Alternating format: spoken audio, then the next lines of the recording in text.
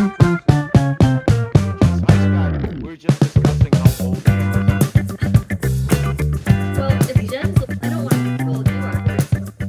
I'm 3 months older than Jen. Well, there you Yeah. go. We were actually twins separated at birth. That's likely. I gravitate towards B. There could be some genetics there. I'm telling you, we should do. I guarantee you, there's some whatever catch-22 or whatever fucking genetic bullshit that is. There's going to be some commonalities there. Because your family's from New England, right? Yeah. Yeah, me too. So, you know what I mean? A brother from another mother. No, brother from the same No, mother. a cousin from somebody Twice from Nova removed. Scotia. I don't know. I have no idea. And she's from Canada. Sky's from Canada, eh? Yep, I'm from Alberta, don't you know? Oh, see, Alberta's the good part of Canada, eh? Not really. Not when you're in Edmonton and it gets minus 55 in the winter. Okay, Yeah, that killed that conversation. Oh no, guys! Someone told me that after minus 20, it's all the same. Yeah, well, it depends how fast you want your skin to die. You know, like the wind chill like kills it in like under 5 minutes. It's brutal. Yeah, Okay, my stepdaughter's boyfriend was from Canada, and from Alaska, and he would talk about they'd go skating outside, and he's like, and you'd just be skating, you wouldn't be paying attention, and your parents would come get you because it was like minus 40, and he's like, to be honest with you, after minus 20, it doesn't make a difference. Really? No, it's true. You get used to it. Yep. Sky, you have no earthly idea how much respect I have for you because I'm not making just the pantheon of jokes that are coming out of my mind, and I'm keeping them to myself because of your puritanical Quaker nature.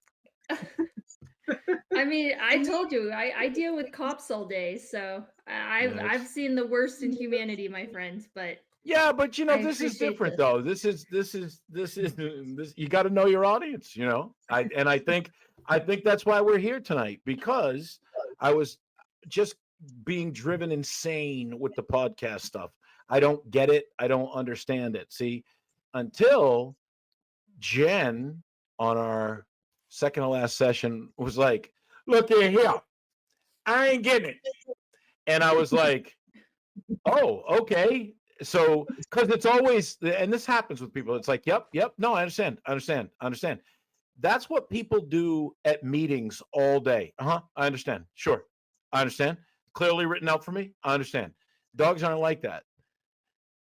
They're just not like that. You can be as clearly written out as you want and follow whatever direction you want, but the moment you lay down a pattern for the dog is like, I see every opening that you're not covering. It's the first thing they see.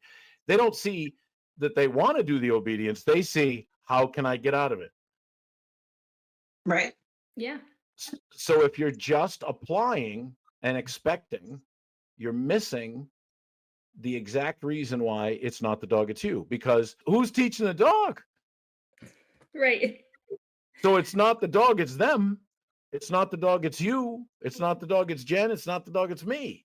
So where does the dog stop getting, and I have no idea how to put this, where does the dog stop getting corrected or fed or medicated or neutered for the human not understanding that it's really them that's causing the problem?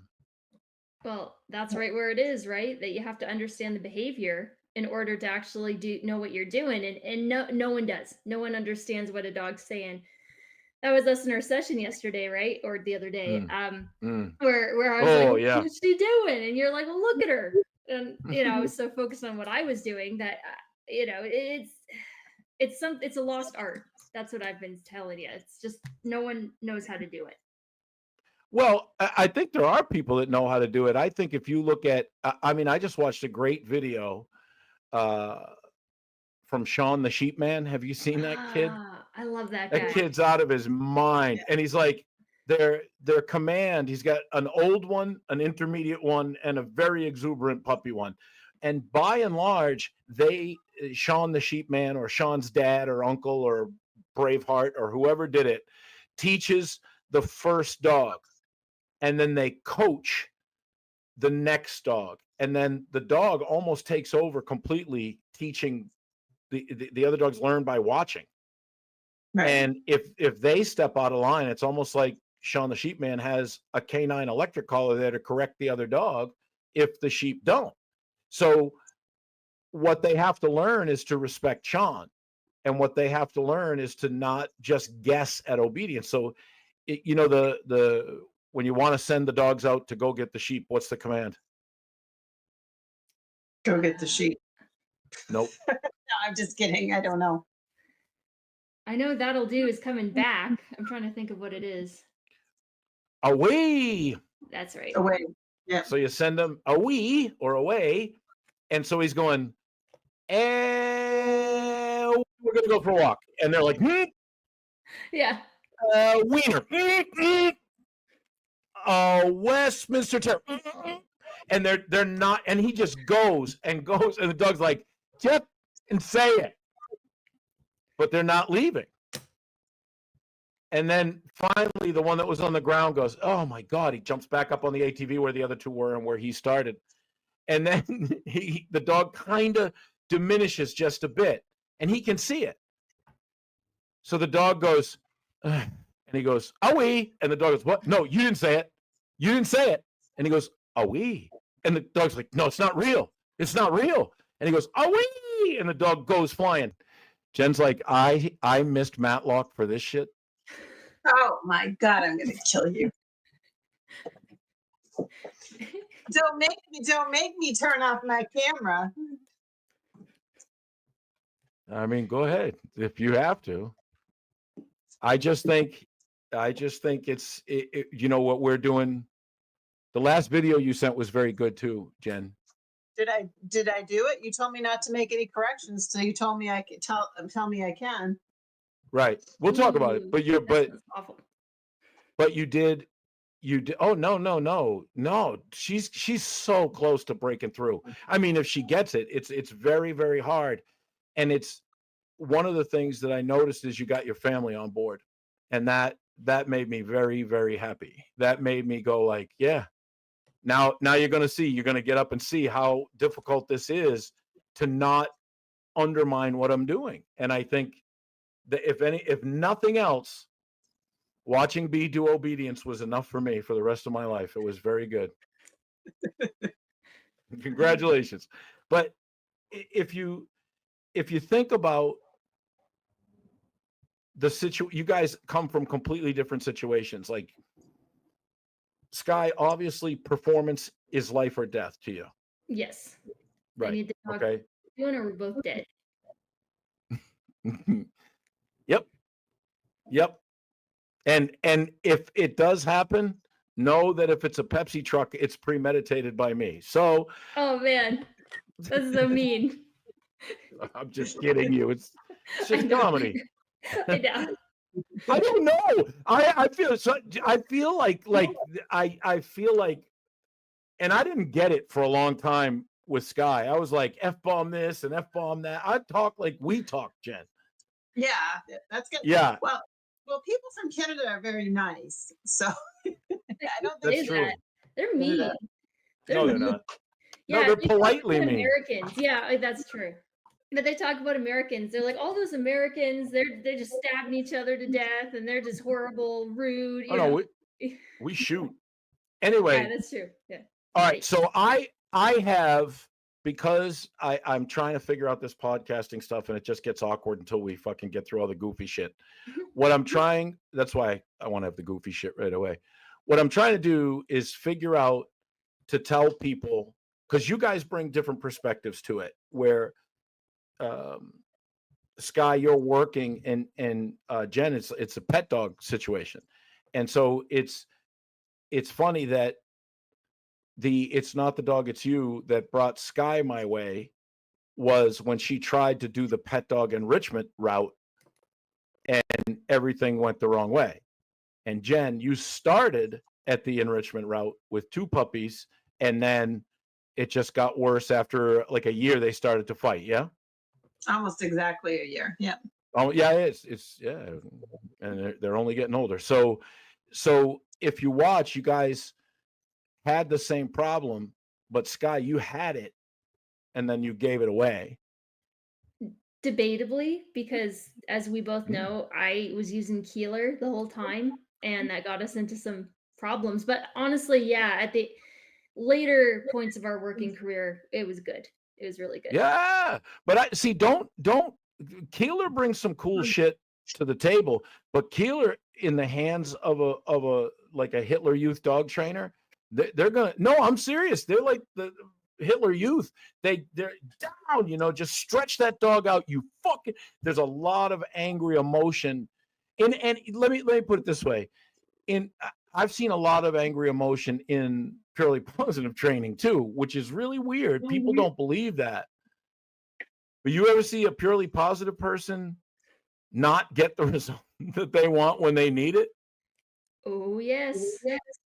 Oh, it gets ugly. A lot of it's behind closed doors and stuff, but you can't tell me that someone with an electric collar doesn't go when they're angry, they never hit the button. When they're not, you understand what I mean? Not that the dog did anything wrong, but they're going to go like, yeah, fuck you, because I hate my husband. You know what I mean? Like, what are we doing, right? So emotion comes into it, and that's the biggest reason that it's not the dog, it's you. That's the biggest reason. Is that how would you like to trade places with your dogs in communication? 6 months ago, I would have loved to, because they had the life. Yeah, they did. Yeah, they did. Yeah. I don't want to be Cindy. This poor dog is so confused. Well, but it's the communication from us that dictates that, and the more you learn that it's because the problem is the industry and social media and influencers and all these people are trying to teach you, like Jen, one of the things that we're not going to talk about any trainers or anything like that, but it's a method. When your dog's starting to fight, throw some eggs in their food dishes to get them to stop. Sorry, I Tourette's laughed there because I thought it was hilariously funny. Sorry.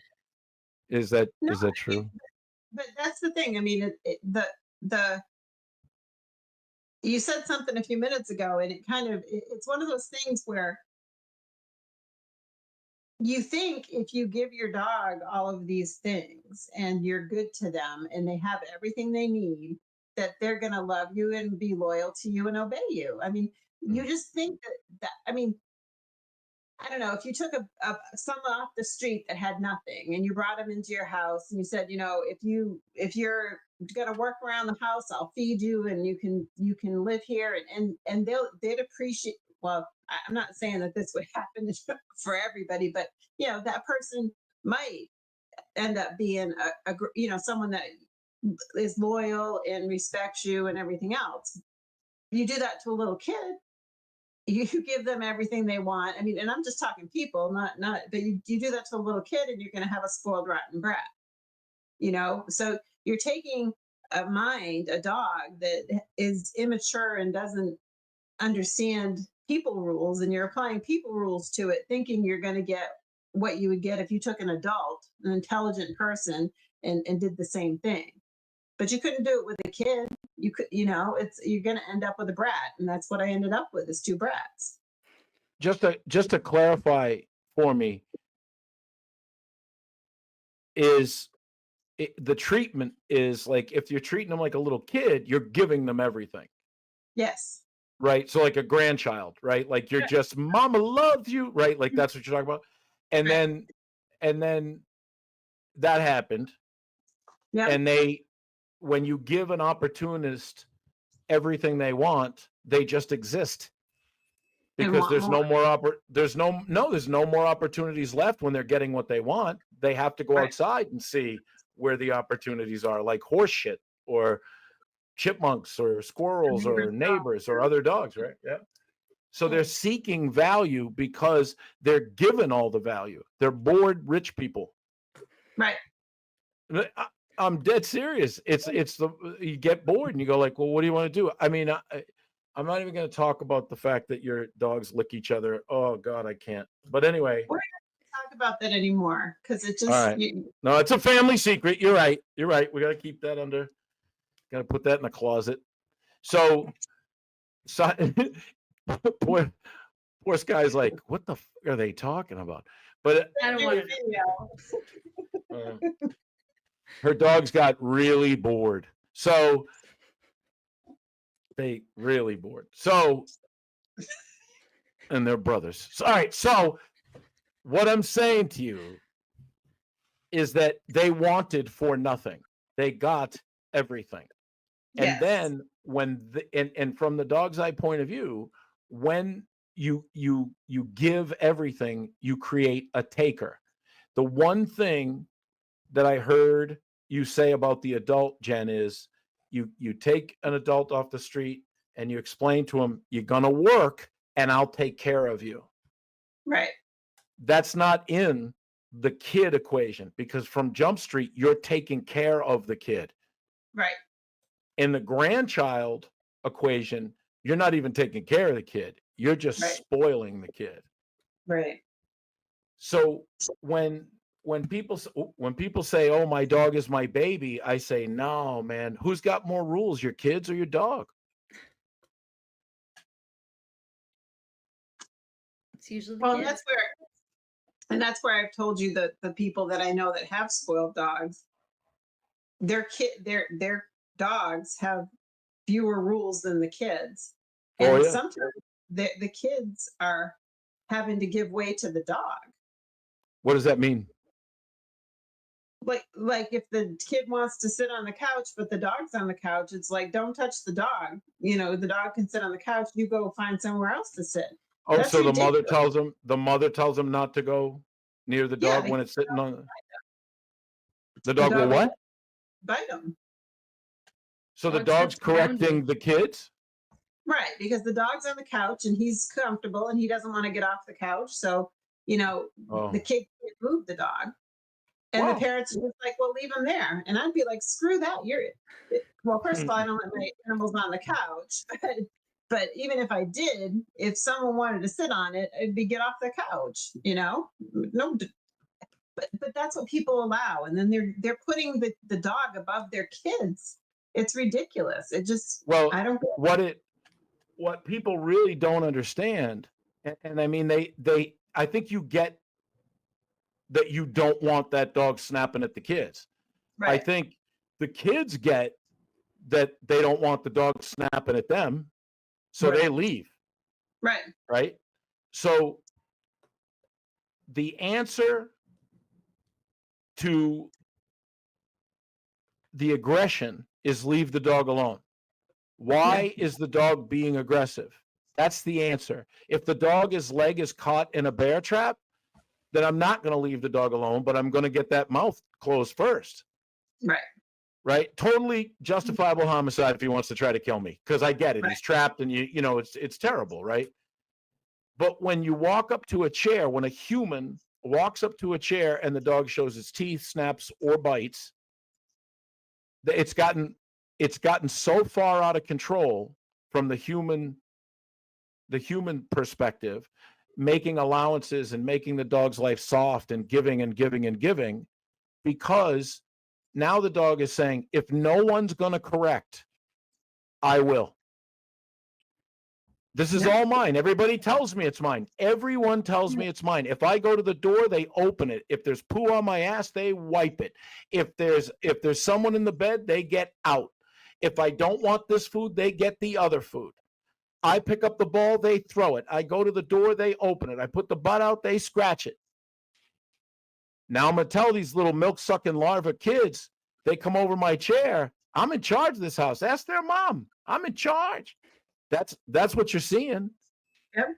Yep. But I mean, that's literally it. That's literally what's happening. That you're bringing a creature into your house and bestowing powers on it to enforce rules on your family. You are a hostage to the dog. Yep. Yep. and you're okay with it. Yeah, and you tell people about it. So I'm going to tell you how this is going to go. Those kids are growing, and the dog's getting older. And what's going to happen is one of the kids who's going through some kind of prepubescent hormonal rage is not going to care that the dog's in there. Fine, mom, I'll move and I'll get out of your house. And then go to get that dog, and there's going to be some punctures. There's going to be some punctures. Yeah. Now, from there, the white middle-class suburban family will freak out, get on the internet, ask for advice, want to know what they should do, what medication should they have, why did this happen in the first place, how do you stop it, should we get the dog its own set of furniture, what, I mean, no, I'm not kidding, sadly, I'm not joking. Right. But that's what happens. Instead of going, whose house is this? Whose children are these? What are you doing bringing a predator, however cute? Look, I got a monkey issue right over the Savannah River. I got a monkey problem. Stop, Jen. Stop. It's freaking me out. There's monkeys, and it's gross, and they throw shit, and they're terrible, and they're terrifying, and it's terrifying. I hate it. But I'm gonna put some rules on some monkeys. If they come in here, there's gonna be some rules because there's gonna be some. Me and the monkey's gonna go, dude. Listen. You let a monkey come into your house and tell you what to do, Sky? No. You have a problem, Chris. Thank you for going with it, Sky. Appreciate that. I'm serious though, but that's what happened. The lady got her face ripped off in Connecticut. Michael, look, I'm telling you, do it with all right. Do it with a lion. Just baby it. It's cute. Look at the Lion King, Tiger King. No, what's his name? Lion King is yeah. And the other one's the guy, the toothless mutant that got. Yeah. I watched a video on him. He's talking about how he hates Trump, and the tiger grabs him by the foot. Did you see that? No. You guys live in a castle that nothing filters in. I couldn't do that to my brain. I wasn't watching that. No, but the behavior part of it, I'm not going like, isn't he great? I'm like, watch, we get to watch a guy die because it's Timothy Treadwell shit. Have you ever seen Timothy Treadwell? Mm-mm. No. You don't know Timothy Treadwell? No. Somebody Google it right now. Somebody Google Timothy Treadwell. Do it. I dare you. You guys are, what the fuck? Well, I mean, when I'm on the computer, I'm not like Googling things, I'm working. Wow. You see? I'm trying to teach you something, and you're telling me. Bear attack. He's the man that lived with bears. Oh, and then he got eaten. On camera. Yeah, I remember that. Hello, bear. Hello. The guy was an actor who believed he could talk to animals. He went up there and he videoed, he documented everything. But the problem is when the bears are eating salmon out of the river, they don't bother with the human. It's when the salmon aren't coming anymore. Then they go, that smells like protein. Like a polar bear don't even give a fuck. A polar bear smells meat, you're done. Where are you going to hide? Polar bears. You're reading about Timmy? Jen? I'm done. Yeah, I'm done. You should watch the special. Seriously, have your favorite adult beverage, sit down and watch this. It's incredible. It's incredible, the documentary. But that's how dog owners are. That's how. Have you seen the new I can't even get into it. The chiropractor guy who's adjusting the dogs. Dude, do you know how close he gets to getting bit in the fucking face? But what he's doing is he's putting, you're going to the chiropractor. The dog does not know it's going to a chiropractor. And so now he gets the dog in the half Nelson with the dog's sitting on a table. I think this one was a pit bull. And he goes under its arms and puts its shoulders out to the side, which is not good. And then he gets behind the head and he goes, "You good boy? You good boy?" Snap. And the dog goes like, "Oh," and he lets go of him and the dog backs off. That's flight. If he'd have held that, he's going to need plastic surgery. But the next person that does something like that to that dog is He going ain't to gonna catch a wait. fade. Yeah, he's not gonna Right. wait for him to practice neck. Yeah, He knows what's Yeah. coming. But that's another one where it's not the dog, it's you. Ignorance is and it's kind of marketed ignorance now. And I know both of you are struggling, and that's something that's been on my mind lately, is because there's no techniques. There's no it's like, look, you got to see. Like, Jen, you really took some steps towards that with those videos. Like, the biggest problems we have mean that you're getting close to jumping up another level. And that's when you can kind of, it's like compression. You keep having, you get to a level with dog training, like you got to handler awareness in that beautiful video. But then what do I do now? Yeah, that's good. Mission accomplished. Well, now you got to learn how to phase it into life opportunistically. And that's it. You were practicing it, which is really hard too. And I don't know if anybody gets this. Tell me if you think this is crazy. The dog doesn't know you're practicing. right, Every rep's real. right. Which Every is rep.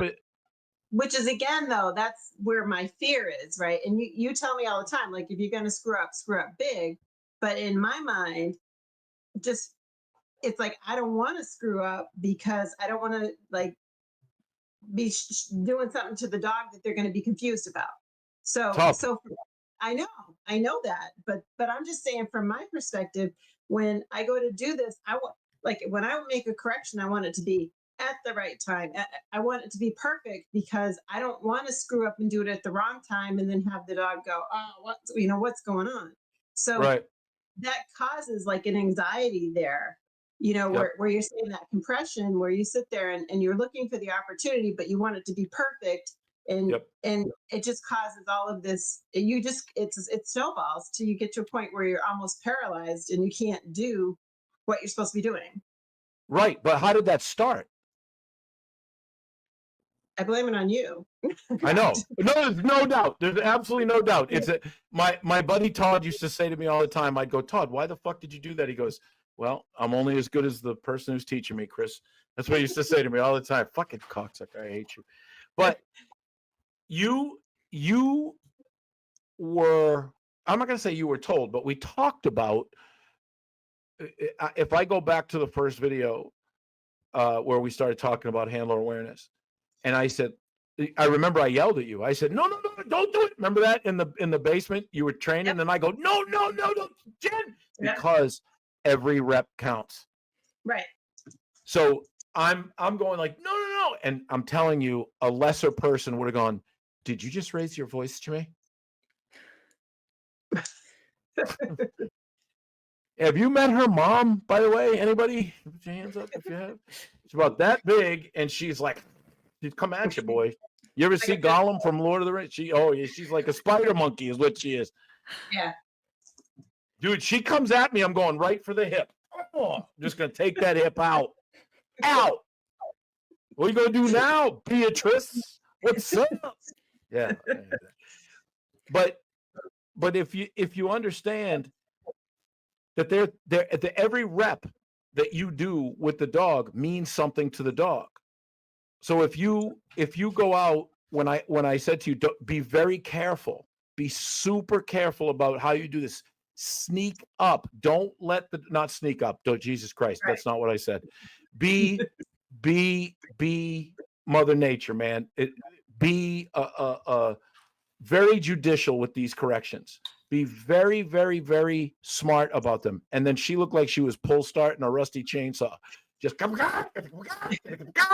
and then she went on a walk with him in the woods and like sniff, whack, sniff, whack, sniff. And so she comes back. She goes, "I may have overdone it." And I'm like, it doesn't matter. Do you understand? I'm not mad at you for that, because that's what everyone does. That's so normal. That's so normal. People have got you thinking, don't make mistakes. The reason I was yelling to you is because I wanted you to kind of stop and see that snapshot of what's going on. Like, look around you right now. Look around you. And you can see that the dog was now paying attention to you, so there shouldn't be a correction there. And if anybody who's listening to this doesn't know what I'm talking about, go to Patreon and you'll see all that stuff. That's not my job to teach you that here.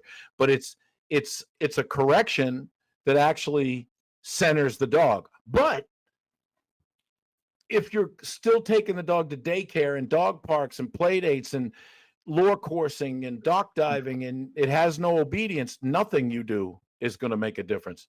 Nothing. You have to stop doing the things that got you here in the first place. And that's the hardest part, because what people do with dogs, and I talk about this with Jen a lot, is nobody treated their dogs like they do now when we were kids. Those were crazy dog people. That was the lady who dressed up her cat. You're like, no, throw rocks at them. No, you know what I mean? It's like they'd be stoned to death if this was the 16th century. What are you doing? That's a dog, not a child. What are you doing? Have you got the hydrophobia? Yeah, it's crazy. But if you look at how people walk around with dogs today, and by and large, it's the people that don't have answers think they have the answers, and the people who, I mean, half the people are telling them how to solve a problem, get results. The other half of the people are telling them to give the dog every damn thing it wants in life. And then the other people are like, well, just do it harder and the dog will understand. Or if you get an e-collar, they don't have a choice, and we're going to get the behaviors we want. That all sounds really awesome, but that's an industry now. And the reason that it's very difficult, and the reason I gravitate towards I think the most dangerously productive talks I have with any of my students is with Sky. Sky's full hard, dude. She is the enlistment poster for, if you're gonna fuck up big. Yeah, I was just. No, I love it. I love it. I absolutely love it. You guys were talking about that, and like, this sounds horrible, but my dog is old. She's retired. I can mess up a lot, and it doesn't really have consequences other than my poor dog has to deal with it. But she's old. Like, I get to learn how to do things because my poor dog has to be my guinea pig right now. But it's gonna be better for her in the end anyway. So hopefully. But remember too, like when we talked last time and you were doing the Hitler Youth drills in the park, and I go, hey, she's 10, right? Because she's thinking about practicing, which is exactly why we're talking about this. It's like, I got to get my reps in. No, you don't. You got to see your opportunities. That's the difference. Not getting your reps in, seeing the opportunity to teach. And I love seeing the opportunity to teach. Absolutely. If there's and this is what we've gotten away from in our society, is that lessons suck. But that's when you learn the most. Yeah. But lessons suck. Nobody wants to be uncomfortable. Sky, you were talking about this a couple weeks ago where you said your generation doesn't understand even what conflict is. Yeah.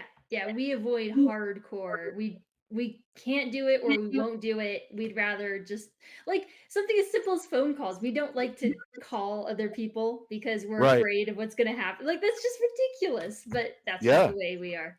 Yeah. No, and I with the people that I hired, that coming up behind me, was that, everybody wants to email and text. And I think a lot of that is because it's predictable.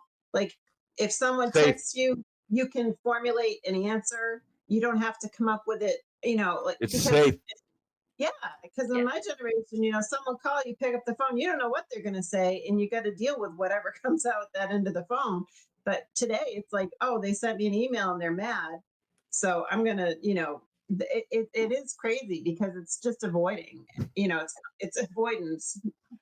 It's the safety of the internet. That's why the industry went skyrocketing, because this glass between you and I stops anyone from doing craft or artwork in person. It's gone. What's the easiest way I can get the information? How fast can I get the information? Can you guarantee the results? What's the price? How long will it take? People even now, they don't even care if it hurts their dog. They'll give their dog to a e-collar franchise for a 1-week board and train in someone's garage. Believe me, it happens. And then they don't care about anything but the results. And so when you start doing that, when you start taking yourself away from reality to the point where it's just a market, it's like literally a market. But remember, the market goes where the pet owner wants it to go. If the pet owner thought that training was cruel, they wouldn't go there. But they think like what I'm teaching you. I can't tell you how many people, and you guys both know, people have said that's so mean what you guys are doing, right? Well, yeah. Yeah. It's not. Is all we're doing. All we're doing is what should have been done when these dogs were puppies, without beating the brakes off the fucking dog. We're doing subtle dominance. We're saying we're going back to basics. These are the rules. Take back your house. Don't start screaming and yelling and putting e-collars on and medicine and snuffle mats and enrichment and anything you can. This is something that got me. I think Jen can relate to this a lot more. And I think, Jen, people of our parents' age even more. And if you keep going back in generations, they would think right now with dogs is so ridiculous. A lot of the technology, they would be like, wow, this is fascinating. This is awesome. But the technology going in the dog's way is not going in the dog's way for the dog. It's going in the dog's way for the human. And so when you had a dog, when I was a kid living in New England, you didn't let that dog jump up on the table. You didn't let the dog on the furniture. You didn't let that dog chase the car. You didn't let that dog kill the kid. You were like, I'll kill you, you little fuck. And you got the rules really clear, really quick, in a really like holy shit kind of way. Like a wolf. It's the human equivalent of going, what the fuck are we doing? Well, the problem is if people are going through a Rolodex of trainers and they go, oh, Chris says, just scruff the Christ out of them and go, oh, you're going to lose your lips. You're going to lose, because the dog is like, no, you've given me 3 to 5 years of this shit and I'm going to maintain the order. And I know you're a punk ass bitch because you made me this way. Yeah. You can't fix it in one swing. You have to change how you communicate, because the way you were communicating with the dog before was entitlement. You were communicating entitlement. You were communicating permissiveness. You were communicating love, pampering, exercise, chasing, building the drives. You don't know why you have a problem? Because you don't understand dogs. Well, and so now you're right. The market does do what people want, and what has happened is people have gotten lazy. And I had a conversation with a friend of mine today where he was saying, well, his brother has a dog and he uses an e-collar on it. And I'm like, oh, what does he use the e-collar for?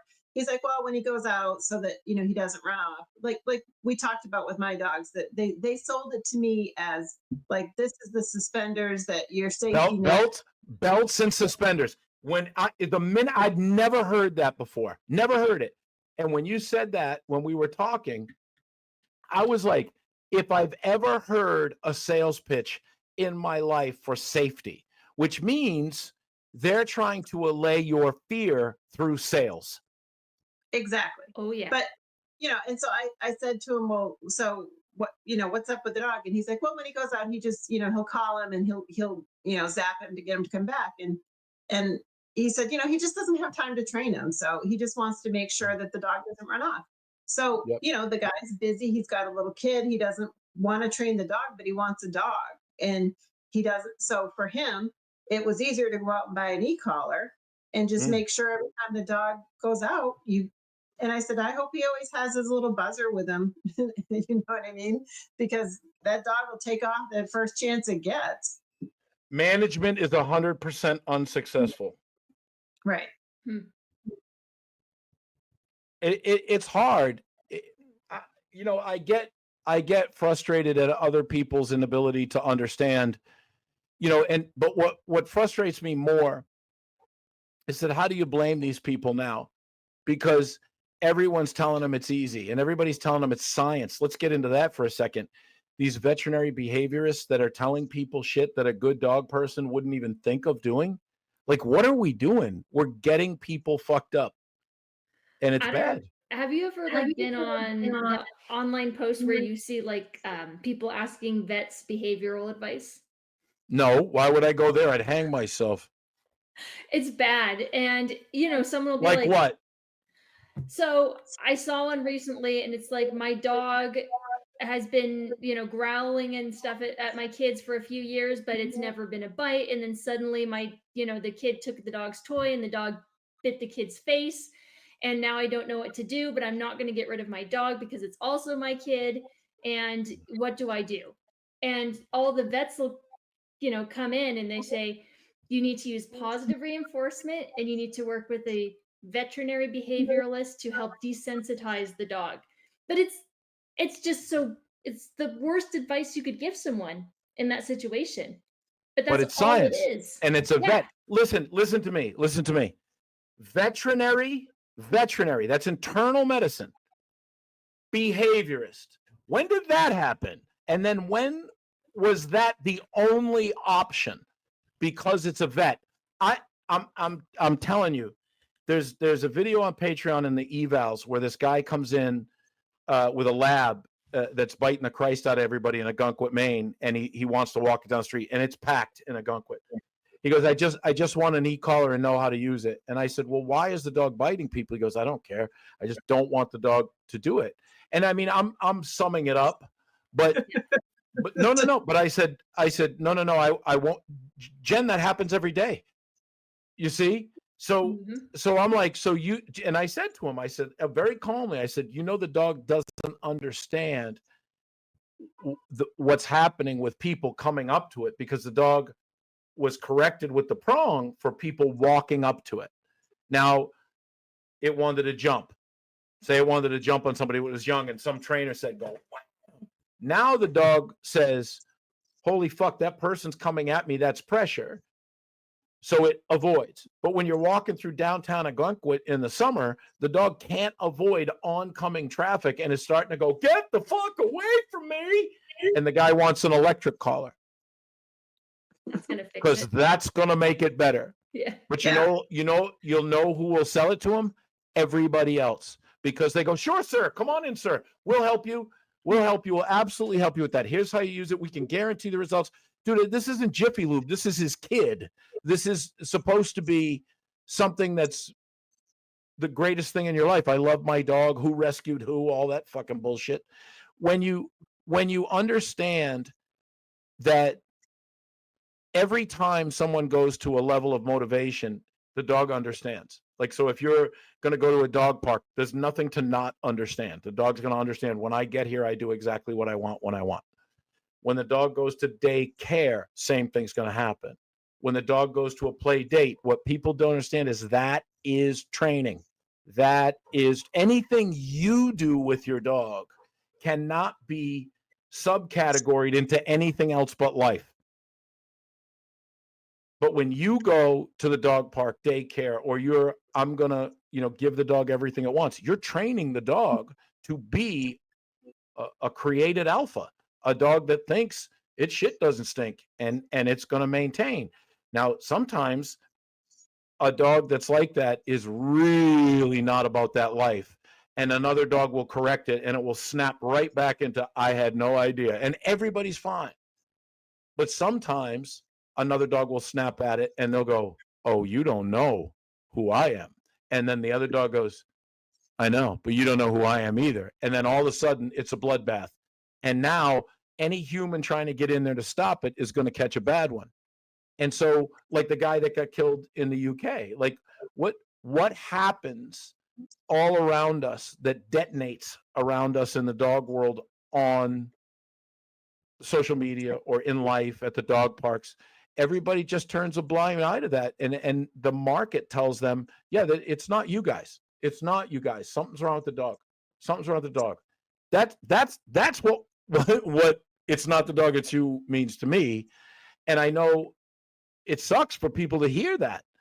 But if I do anything but what I would do to fix the situation with my dog, Jen, if Ollie and Gus were mine, I'd tell you exactly what I would do. Right. But you're not me. So you've got to build up some credibility because you have history with the dog. You have to build a new history with the dog.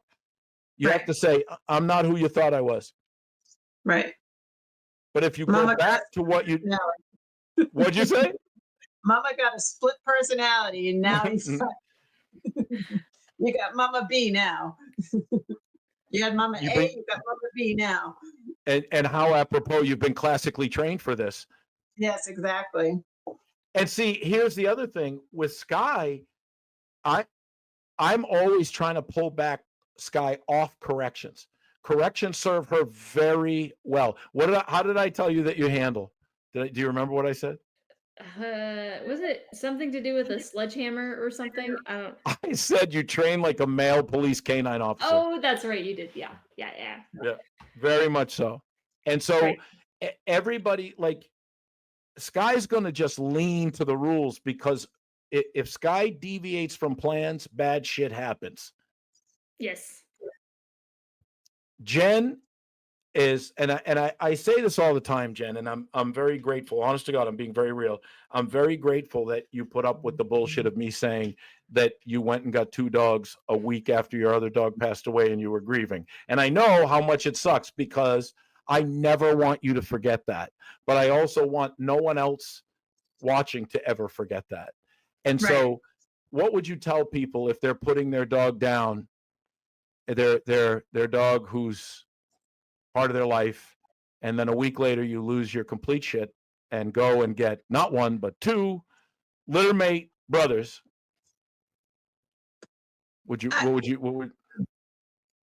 I would say, I think the advice that you gave before is, give yourself some time, because never do that. All right. Never do that. Never go out a week after your dog died and get 2 littermate brothers. But I would even say, give yourself a little bit of time to get over the loss of the dog that you had, because I didn't. And you're right. It's like I had all of this emotion that and again, it's like, the whole situation, I think mine was like a perfect storm, because I just, resigned from a job. I was home all the time. I lost my dog. It was like this bad, so but definitely give yourself some time to grieve that dog. At least give that dog, I think I should have honored my dog enough to sit back and like just get through that before I went out and got another dog. And then I might not have even gotten another German Shepherd. At my age, maybe that's not the dog that, fits my lifestyle. But instead I went out and got 2. And and thinking that, I've had German Shepherds, I have a lot of experience with dogs, what's the difference, 1 or 2? And I know a lot of people that have 2 dogs, but again, it was more of that, like I had a 3-year-old dog and then I got a puppy, because you know what I mean? So yeah, I would definitely tell but I also know that it's very hard because you do have all that emotion and everything. You're out of your mind. It's why they, like, fathers of murder or rape victims of their daughter have no legal rights, because they're out of their mind. They're out of their mind. That used to be the boundary that the breeder held up. That used to be that, but now the breeder's like, would you like the litter for 40% off? He did tell me he wouldn't give me 3, but he would give me 2. He's like, if you wanted a 3rd one, I wouldn't give you 1, but 2, he's like, I feel like you can handle 2. And so I'm like, sure, throw in a bag of dog food, please. Yeah, because it's endorphins. It's like, oh, all that grief is gone and you feel buttery warm. Dude, I've been through it. It's not fucking fun. It's not fun losing a dog. But the problem is what people don't understand. There's a couple of rules here. Dogs live much faster than humans do. Their bodies age very much faster than we do. So my dog, we were talking about this April and I, because we've had so many dogs and we've been around so long. It's not what you think it is. My dog experience is different than everybody else's, and everybody else is different from mine. But Hadouken's going to be 11 in January, and I can see things happening. Like he had a hard fucking time getting up off the ground the other day, but that is because he got a little. Oh, sorry.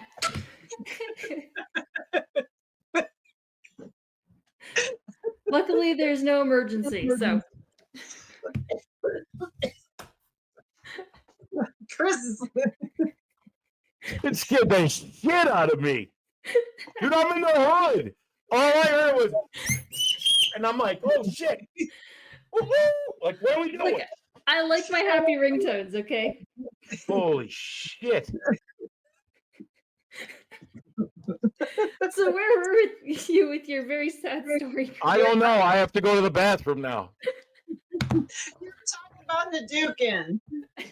So Hadouken's got more lumps on him than someone from Chernobyl.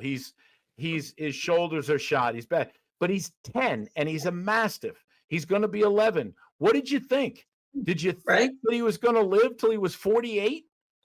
Right. But what happens is when he gets to the point where it's going to cost $30,000 to keep him alive, he's going to have a nice little, $50 syringe of euthanasia, and then God bless, buddy. And I don't get. I'm very attached to my dogs. Very, very, very attached, but I'm a realist about it. When people start bringing emotion into dogs, like really, like Jen, all things considered, yours isn't bad. That's not bad. That happens all the time. In fact, I remember my friend lost his dog. It got hit by a car because he was a fucking idiot. And then his parents felt really bad and bought him 2 puppies from the same litter. And I'm like, yeah, so he didn't. So the first one, okay. Like even then, I'm doing the math. I'm like, we're gonna get another framp, and then the dogs. That's it. You want 2 now? So people been doing that for a long time. It's like munch all you want, we'll make more. But the problem is, you get your lessons. You keep getting your lessons until you learn them, and your lesson should sting. Your lesson should make you feel like, wow, what the fuck? Why didn't I see that? What am I doing? Why did I do that? And then now clean it up. Right. Don't push it off on somebody else. Clean that shit up. And you're going to learn something that you've never learned before. Because in that emotional phase, you would have given anything to protect those dogs. Now, flip a coin. You'll club them like a fur seal if they get online. Like you're like, I think on your eval, you're like, I'm bringing them down to you. Fuck them. Like you were done. Yeah. Yeah. Where's the love now? Talking about it's not the dog, it's you though, Chris. Like emotions, because we were just talking about emotions and it's hard, like you said.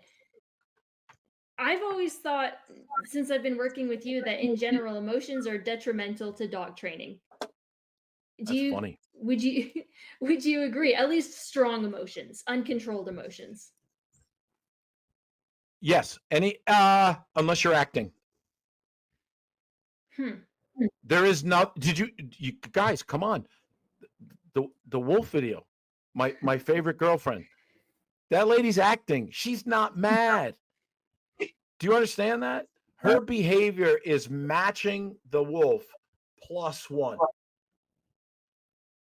She's got to convince him to quit, and he's got to convince her to quit. She's not going into wherever they were in Scandinavia and going down to the bar and kicking everyone's ass every night. That's a language, but she looks like she's out of her mind because she has to look like she's out of her mind to make that other wolf go, she's out of her mind. Doubt. And she can tell me. Right. Doubt. Yeah. Healthy, I can't win this. But when that's a great point, Sky. When you teach your dog it can win at everything, and that's why they told that guy not to bring food into the wolf enclosure, because they have to work for everything. Even if they're in that pen, there's going to be a fight over the food.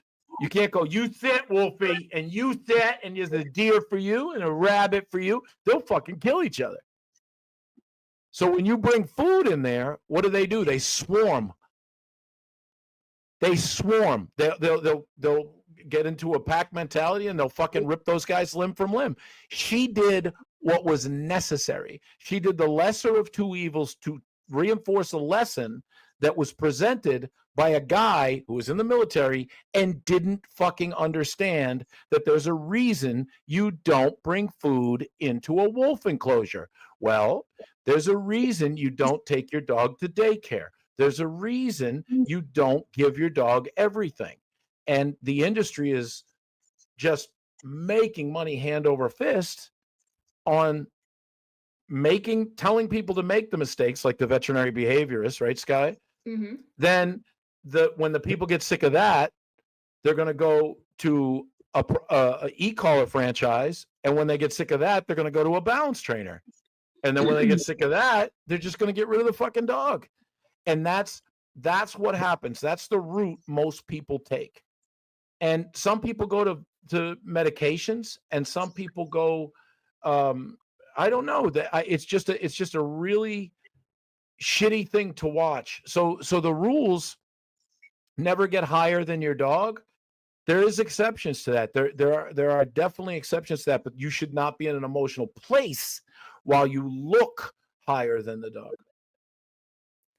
Well, I Yeah, think. we talked. Oh, Go sorry. ahead, Sky. Go ahead, Sky. Just there's so many. I think there's the majority of bad judgment calls by owners are fueled by emotion, whether it be my poor dog, or I feel bad for it because it's not getting enough stimulation, or I'm scared of it, so I'm not going to correct it. You know what I mean? It's all just misplaced emotion Why? because we don't understand the dogs, or because we got them to be like an emotional support animal, like a pet. Like there's no purpose for it, so we're not holding it to a high standard. Right, but what? Because there's money in it. There's ego in it. There's prestige in it. There's nobody needs a dog anymore. People want a dog. Very few, present company excluded. But you understand, you're the 1% of 1% of 1%. Yeah, well, I still don't understand. My dog's 10 and a half, almost 11, and I still don't understand what I would have done with her when she was young and energetic if she didn't have a job. You know what's funny? It's not energetic. Like, people talk about that. All puppies are energetic. They're growing, they're learning, they're exploring. They're a menace to fucking society. But they're hilarious while they're running around chasing their ass after they fart, running into walls, beating the brakes off each other, rolling down the stair. Oh, isn't it great? That's fine. You have to let them grow. But what happens there are things that come up while that puppy's 8 weeks old that are deal breakers. Like, we're never going to do this again. Now, that's the problem, because people hear that, and in the society we're in now, and I told you, woke started in the dog world. My dog does not like does not like meat. It eats vegetables. Shut up. Shut the fuck up. That's like, what are we doing? So you get people who are marketing pity. They're marketing anger. They're marketing sorrow, happiness, greed. They're marketing all these things because of the human animal. Dogs don't understand any of that shit. So when you have a dog that's working for you, Sky, and you're emotional about your dog, I'm going to say it's because the performance isn't there. If she's in harness, yeah. Or usually I'm scared because she's done something stupid and I'm like, holy crap, we're in the middle of the road or something like that, right? Or I'm frustrated because, like you said, like I had it was a month or so where she just decided she wasn't going to pull into the harness, and she just stopped. She'd do like 4 or 5 steps and then stop. I got so ticked off. It wasn't thinking like there's something wrong with this dog. It was like, why is this dog doing this? Like, what is wrong with her? She's broken. You know, this Mm. stupid animal. Like, I couldn't fathom why. And it's very Well, frustrating. but see, here's the thing. There's a couple of things at play here. Your dog knows the job. Your dog understands what's going on. Your dog is very well trained. Your inability to see the dog, and Jen and I have talked about this with you, is it's half the battle because you can't see what's happening. Why is the dog doing that? So Right. I certainly understand, number one, having some uh, trepidation about the dog not being obedient. And I would certainly get frustrated if I couldn't find the fucking dog and I needed to go to the bathroom. So I get it. I get that those emotions are human and the dog's got to deal with that. That's just the way it is. Right. Yeah. Some of it's just inappropriate though, like embarrassment. Like I'd get embarrassed if she did something in public that I didn't want her to do, and then I would take it out on her. I'd correct her too harshly or something, and it wasn't even her fault. It's just she's a dog in a society, and I don't want you shaking off in a restaurant. You know what I mean? Like something like that, where she's just Yeah. You right. So that would happen. That's another part of your politeness, Sky. Is like you don't want to inconvenience anybody else. right. So the dog may be shaking hair, or the dog may be, something, whatever. That's really, really nice of you. But I think everybody who's there is kind of like, yeah, that's cool. She's here. Like, thank God I have my eyes. If someone fucking yells at her, I'm gonna get up. Do you know what I'm saying? So you don't need to be a bitch about it, but you can walk in safely saying, like, this is the way my life is. You people have to deal with it. And that's see, that's hard for you, isn't it? Yes, it is. I hold myself to a very high standard, and I hold my dogs to a very high standard, as you know, and that can be very problematic. And not to mention, you're a very nice person, Chris. Not everyone in the general public has the same opinions. When it Oh, comes I don't to give a dogs. fuck. I I don't know. Because, the thing is, I have issues with these people that walk around, and this is what I think is detrimental to someone in your situation is that you've got these people that insist on having these emotional support dogs, which are really just Started. dogs that they don't want to leave home, right? I mean, it's like I could say, hey, Gus is my emotional support dog, so I'm going to take him everywhere with me, and he's got no training, to be. There's nothing you can just say I need this dog, and because of the rules, I think it's even just the Americans with Disabilities Act. People can't ask you to see, like, all right, well, show me his certification or show me anything. If someone says my dog's it's emotional support HIPAA. dog, you've got to let him in. And so you've got badly behaved dogs that aren't trained, that are in all these public places that they shouldn't be in. They're in Home Depot getting in fights, all sorts of stuff. And you sit there and say, for someone who really needs a dog that goes into a place with a dog that's trained, and you can respect that.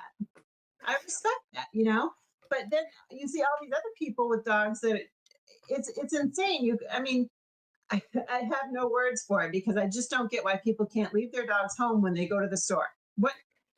Leave your dog You, home. you don't know what you and your dog are going to get jumped by another dog. Or yeah, it's bad. But like going back to the "it's not the dog, it's you" topic within that, like it's the person's fault, right? Because they don't want to leave their dog at home, and they've spoiled it so much or done things to the point where the dog can't be left by itself, and the Right. person feels guilt even though it was their fault for getting their dog that way. I know because I did it. And then they're like, well, then I got to bring the dog with me because there's no other option. Either my dog has a meltdown and I'm not going to accept that, or I bring the dog and who cares? Screw the rules. I want to do what I want to do. So now the problem they created and didn't fix at home becomes the problem of everyone in their path. yes, Right. and And you especially can't disabled handlers. and you Yes. can't say, what the fuck are you doing? Now, there's a Whole Foods a couple miles from here, and I was walking in there during the summer, and this lady just walked in with this white husky thing, and this thing's lifting its leg every chance it gets. And so it's Whole Foods. That's woke foods. And I go, what are you doing? And she goes, you can't ask me if it's a service dog. I said, I'm not talking to a dog. I'm talking to you. First of all, I know it's not a service dog because it's fucking pissing on everything. Yep. Second of all, it's got its nose so deep in me, I feel like I'm on Epstein Island. Third of all, you don't seem to have a disability about shit, especially eating. So if you want to get this fucking dog out of my crotch, clean up your piss and get a salad, we can be done here. She left. Well, Good for first, you. big Oh, thing I is don't give a fuck. You know the bean and I think the black bean or whatever it was in Newmarket. Yeah. They got in trouble because it's a small place and these people wanted to bring the dog in and he said, "Do you have anything showing it's a service dog? Because we have a no dog policy." I mean, it blew up on Facebook. It was everywhere. I mean, Good. and they took a hit for it because, of course, you're not allowed to ask, and I don't think they knew that. But a dog shouldn't be in a restaurant unless it's a service dog. And I'm not talking about somebody's dog that just doesn't want to stay home for the night. And everybody's too polite. I lost a friendship over this a couple years ago. Last seminar, a dog that was wildly aggressive with many, many, many live bites, Dutch Shepherd, and a guy I thought I was a brother with was her trainer. I mean, I'm telling you, with a guy to have a competition, I'd send money. I didn't want to, I'd be like, I want to support what you're doing. I would send people to him, all this stuff. But this lady who just has some serious anxiety issues and just wants to nurture this hard luck Dutch Shepherd decided that she wanted to take the dog to work with her. So the dog fucked up some people. And I mean, this dog's fast, mean, and aggressive. So the trainer taught the dog to bite this thing. It's like a towel in a canvas bag and just hold on to it. So the dog is like, and if that thing wasn't there, that would be someone's leg because the dog is venting frustration into this thing. And that's what he's trained to do. But he's also taught to do bite work. And I said, what the fuck are you doing teaching this dog to do bite work with that handler?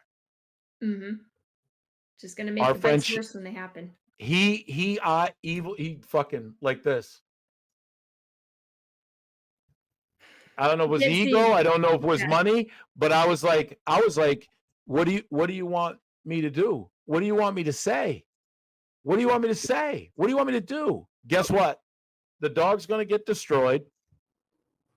The person's going to have to rethink it. And the trainer and I aren't friends anymore. Why? Because we want to make the customer happy. There's no fucking money in telling someone the truth. There's no money in going into a Burger King and going, listen, fatty, drop the triple whopper and get your tennis shoes. Let's get after it. You can't do that. Right. Right. Because it's offending people, But there's a big difference between some fucking fat guy eating a triple whopper, it used to be that guy, and he's hurting himself. He's hurting himself. But when your problem comes out of your house into my life, I'm going to do something about it. I'm not going to sit there and let your dog attack my dog. I damn sure ain't going to let your dog bite me. And if you won't fix it, I will. I will correct the dog. I promise you I'll correct the dog. Anyone who knows me knows that.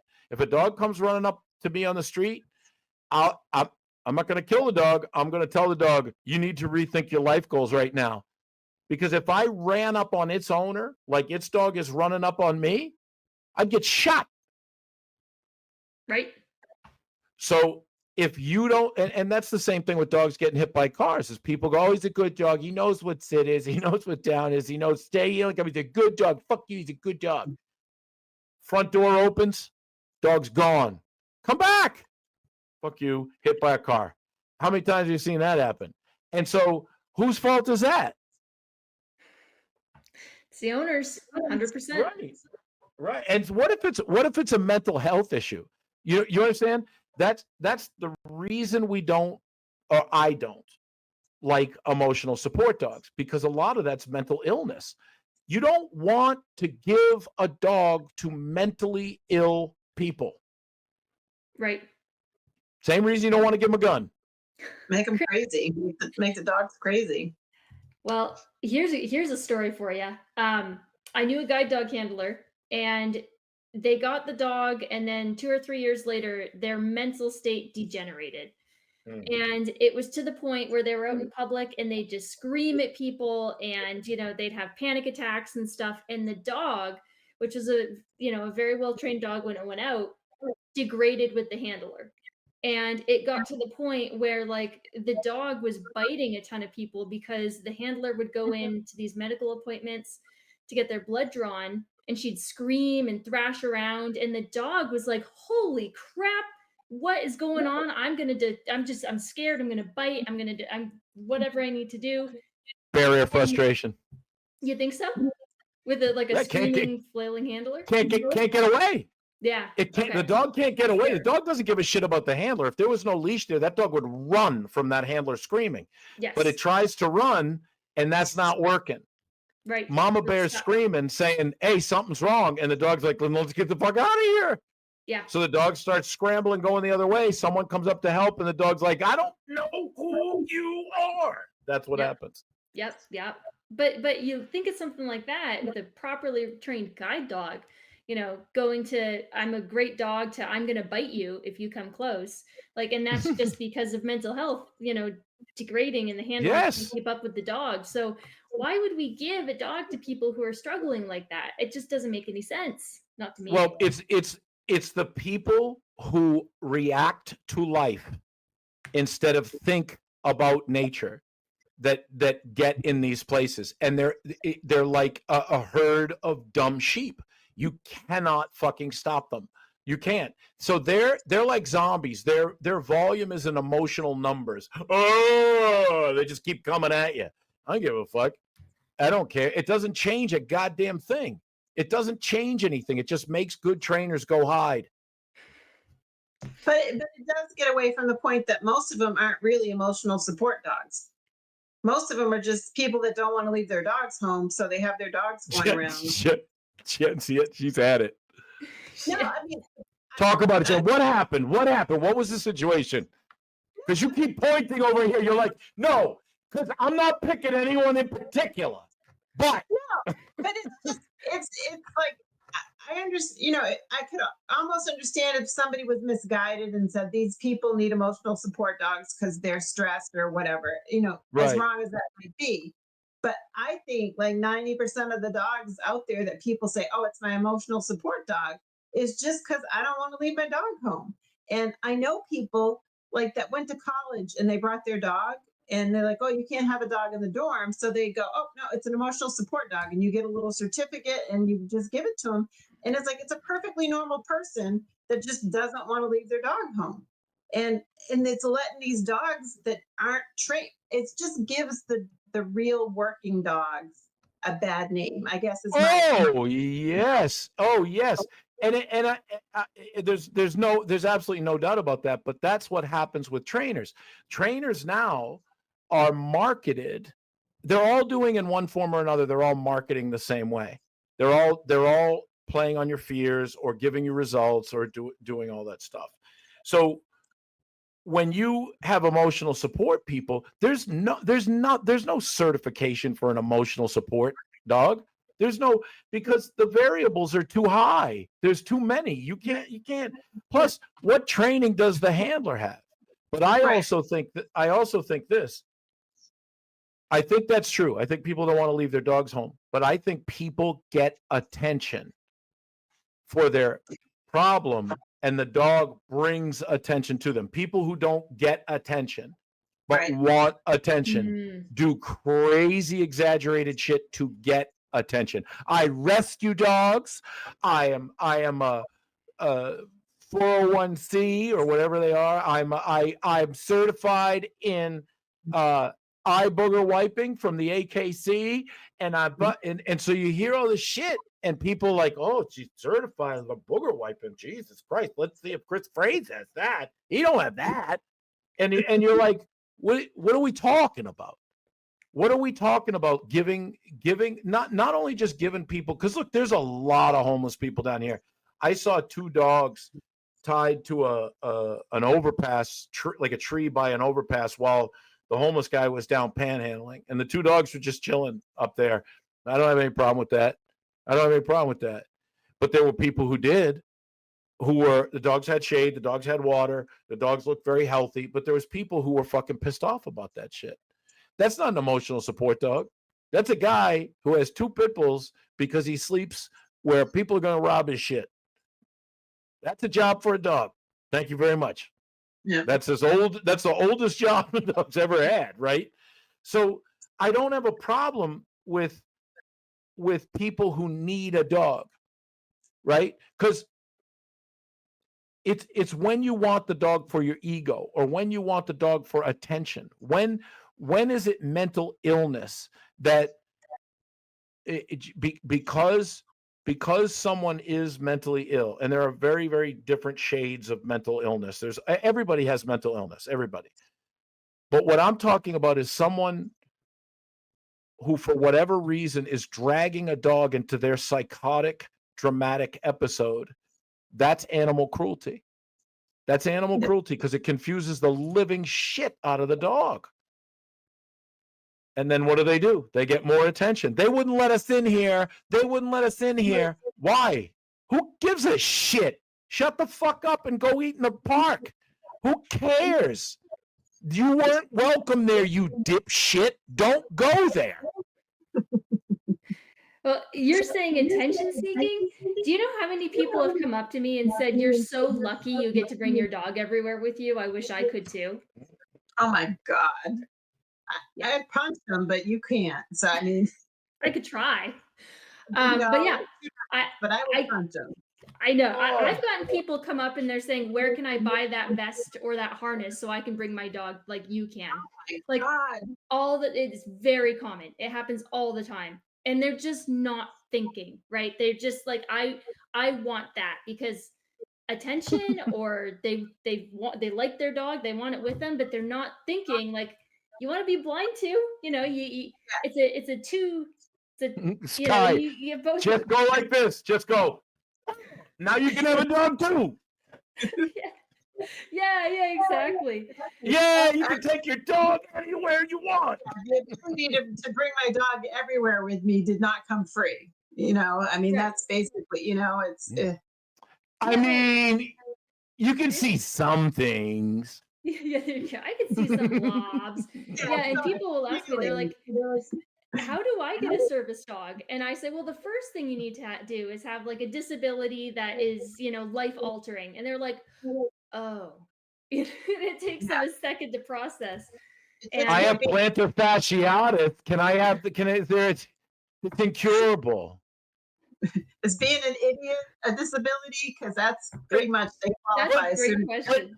But this is bullying in the dog world. This is bullying. People will come to my house because of this, because you're saying what's actually. See, the problem is with people and dogs is that we don't need them. We want them. We can make big money with dogs. You can breed them for big money. You can train them. You can show them. You can do sports with them. You can do anything you want. Grooming, diet, all this shit. You can get money. Dogs they're like cigarettes. They're never really going to go away. But people know. But then the industry, when they have to be put into a shelter, or if you go to a vet now, look, there's good vets out there. But if you go to a vet and your dog has like its X-ray for its lungs are white, it's a blizzard of cancer, and they're going to go, well, we can start chemo. Do you have care credit? Like, just put the fucking dog down. Just put the fucking dog down. And that's the whole thing is I don't care if those people who I'm talking about with not great respect. I don't care what they think. What I care, I know that was tough. That was really tough. Look at Jen going like he didn't know. He not educated, so that was tough for him. That was tough for him. But if you understand that the best people with dogs are not the certified people, that the people have a need for the dog, a need, not I'm lonely. No, go to Tinder. I don't know what you do. Just go somewhere else. I'm afraid. Call the police. Go to church. I don't know what to tell you. There's an answer, and the reason is when more people get mad about stuff I'm saying or you're saying, and they don't believe it. What are they going to do about it? Nothing.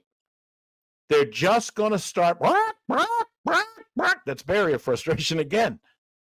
Right. Because if we were in person, they'd be nice and quiet. I promise you. So if you look at need versus want, you're going to get need either way. So if Jen, you started with want, but now you need to fix that shit. The answer to that is to do what you should have done in the beginning, which is dogsmanship. Just start telling the dog, because you get to change the history by changing your perception and changing yourself. The reason I have the dogs kind of restricted is because they're still learning. You can't fix a problem without stopping the opportunity to do the problem or choreograph it so you can get the result. But if you go sit down, stay, all right, we're going to the dog park. I can't help you. I can't help you. You have to stop taking heroin in order to get sober from heroin. Right. It's a deal breaker. But Chris, some people see those special types of dogs who somehow, some way, temperamentally wise, can play and get everything they want, and they're still well-behaved dogs because they're not gonna try to challenge. They're not well-behaved dogs. They're just not offensive dogs. Right. Yes, you're right. So you understand that if they're well-behaved dogs, then take this golden retriever who someone's listening to this going, my dog's very well-behaved. I fucking promise you, it isn't when life is real. I promise you. There's I told you that girl that had that dog Nova was the most impressive thing I've seen. And she looked at me like I had 12 heads. I said, I went down to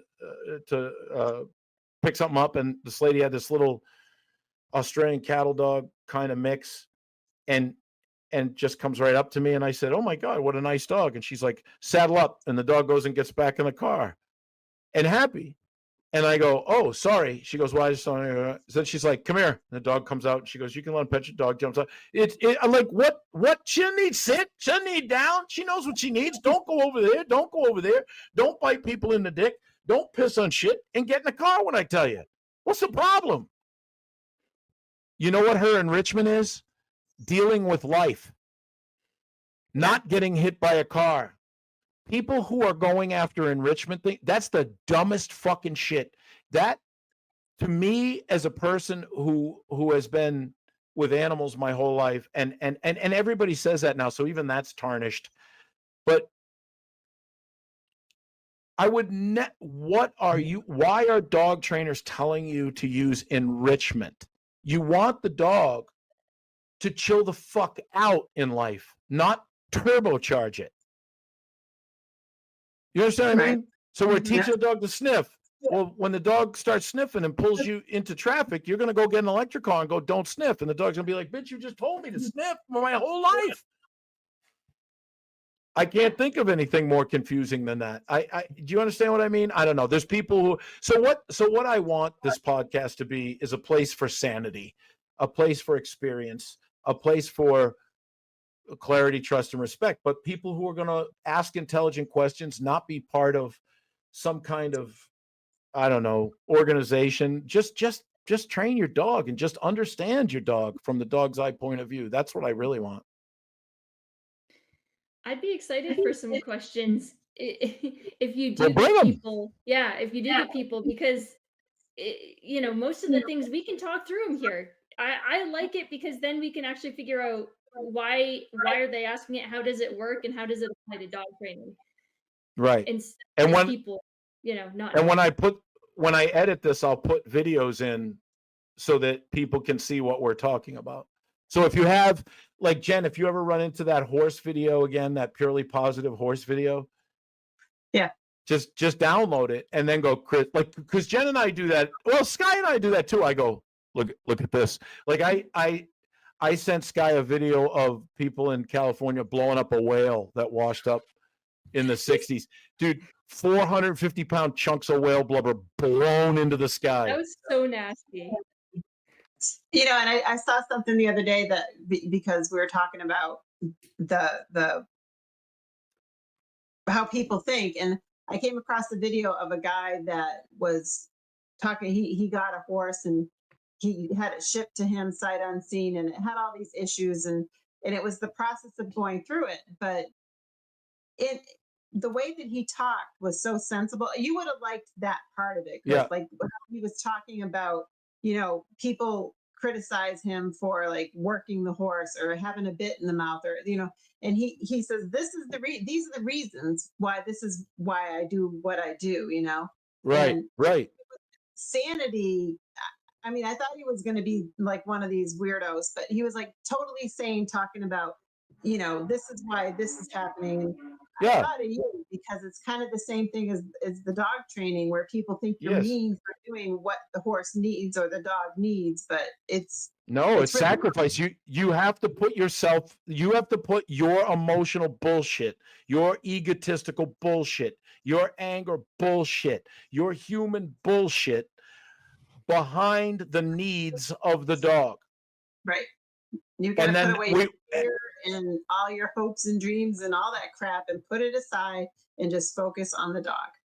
and then you don't have any more problems. Look, it's a lot of little responsibilities, and a lot of, if you're an emotional person who just wants to get a dog, it's a lot of sacrifice.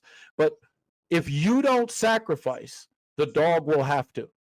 Right. So is it your kid? Because we're gonna find out. You know why? Because the truth will set you free, but at first it will hurt like a motherfucker.